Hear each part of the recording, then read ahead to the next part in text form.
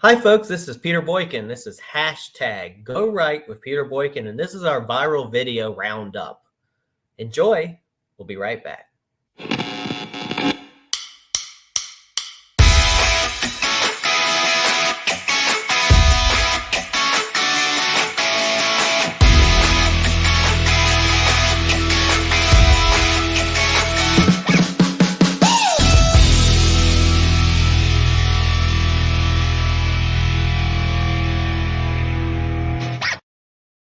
Sorry to keep you waiting. Complicated business. Hi, fellow patriots. This is Peter Boykin from hashtag Go Right. Share this right now. Time to go right.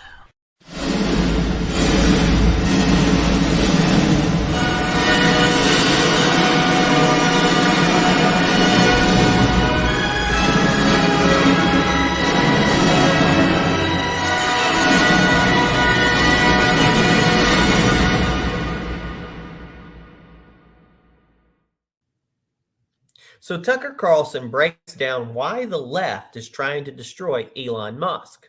Quote, Elon Musk purchasing Twitter is more than just a potential change to the media landscape.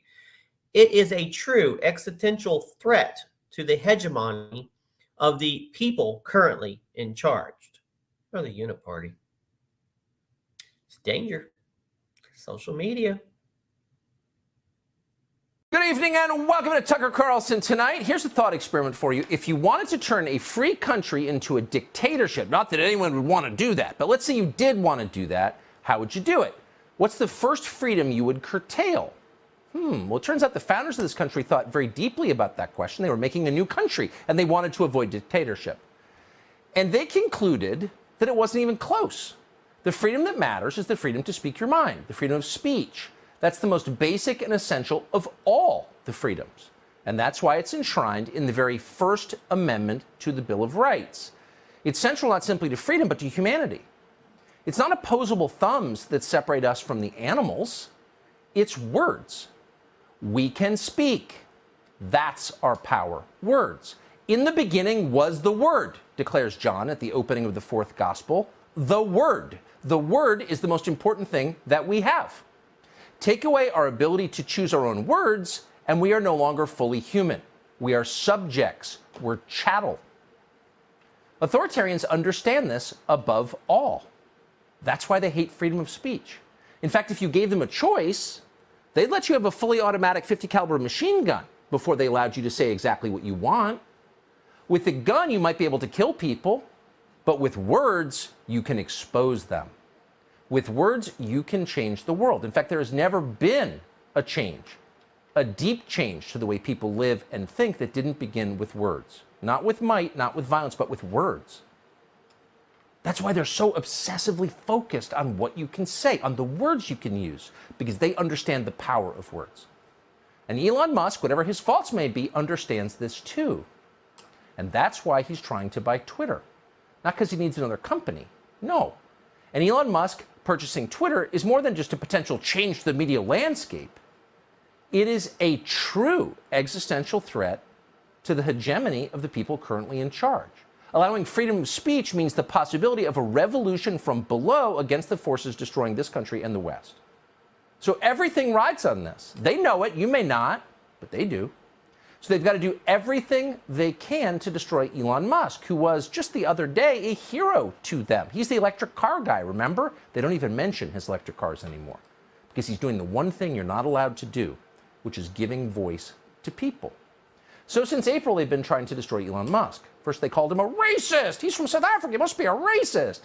When it turns out he was too rich to care, they moved on to new tactics. So then NGOs funded by George Soros commanded companies to pull their ad money away from Twitter. We'll starve him out. And then some Saudi prince tried to argue that Elon Musk was somehow underpaying for Twitter, when it's very obvious, look at the markets, that he's overpaying. And then the Washington Post's Max Boot got involved, because this was another war he could support. So in order to save democracy, Max Boot informed us, we need more content moderation on Twitter. No free speech allowed. Of course, content moderation is a euphemism for censorship. And who does censorship help? Always and everywhere the powerful. Who does it hurt? The weak. Words are all they have. Take their ability to say what they think away from them, and they have no power at all. So tonight, after roughly 6 months of watching this drama, which has gone in and out of the news cycle, it looks like they have failed to stop Elon Musk from buying Twitter. All indications that we have as of right now are that the deal will go through. Twitter has just locked its employees' stocks, and that indicates some kind of transaction is imminent. And then a source tells the show that there is a very high probability, 90% probability, that within the next 2 weeks, Elon Musk will own Twitter. And he has said repeatedly, and we can't guess the future, but he has said he is doing this in order to give voice to people who have no voice. All of us have forgotten that Twitter banned a sitting president of the United States from speaking, thereby making it really clear who's got the real power. No, not the U.S. government. Transnational corporations like Twitter, which control speech. So they did everything they could to stop this from happening, but they failed. So now they're attempting to destroy Elon Musk, the man. And again, to be clear, we don't know Elon Musk. We're not carrying water for Elon Musk. He may have weird agendas we don't know about. But it's only about speech. That's it. And that's why the Justice Department is now investigating Elon Musk for reasons that no one can explain. But that's what the DOJ does now. Tries to terrify people with criminal investigations into obeying. Then David Frum naturally got involved because there's no level to which he will not stoop in defense of the people in charge. And he is now calling for the Biden administration to seize Elon Musk's satellites.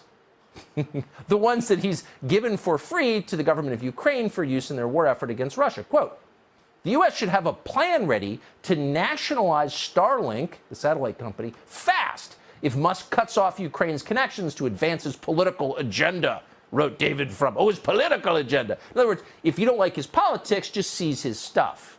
And of course, at the core of his politics, this is all that matters, is the call for ordinary Americans to be able to say what they really think. Just take his stuff by force. CNN, meanwhile, is calling Musk an agent of Russia because he won't continue to provide access to his satellites to Ukraine free of charge. Watch. Without Starlink, Ukraine says it can't fight. Last week, reports emerged of widespread sudden Starlink outages on the front line as troops fought to take back territory. They are puzzled about why that's going on. Is that something that SpaceX is doing intentionally? Is that coming from Elon? No one is quite sure. The outages and news of the funding request to the Pentagon come as Musk's support of Ukraine is also questioned after he proposed a peace deal suggesting that Ukraine relinquish Crimea to Russia and hold UN-backed referenda for parts of eastern Ukraine. That peace plan was so widely seen in Ukraine as being pro-Russian that one Ukrainian diplomat told Elon Musk to bluntly F off. Okay, says the guy with his eyes too close together. Oh, really? It's about Russia and Ukraine. It has nothing to do with Russia and Ukraine. You think they care about Russia and Ukraine? Of course not. If they did, they would be pushing a peace deal to save Russian and Ukrainian lives. They don't care. It's about domestic politics. It's about the United States, and it's about Elon Musk committing the one unforgivable sin, which is trying to allow you to say what you really think about the people in charge, to make the contest a little less asymmetrical, to give you a little power. And they're terrified that he will succeed. So what we're seeing is the desperation of a regime, not just a political regime, but a cultural regime, a class of people running the country who feel like they are losing power, and they're panicked. You can feel it in their hysteria. The hectoring lifestyle liberals, the one who work to crush the American spirit, freedom and independence of mind, masculinity, those people, the ones who've been yelling at you on television for the past 5 years, feel like, holy smokes, it's all slipping away. If the proles get to talk, we're in deep trouble. Ready the helicopters from the roof of the embassy. We got to get out of here. Check out this news story and more on GoRightNews.com and the podcast #GoRight with Peter Boykin. Go right and register to vote. Your vote matters, so vote.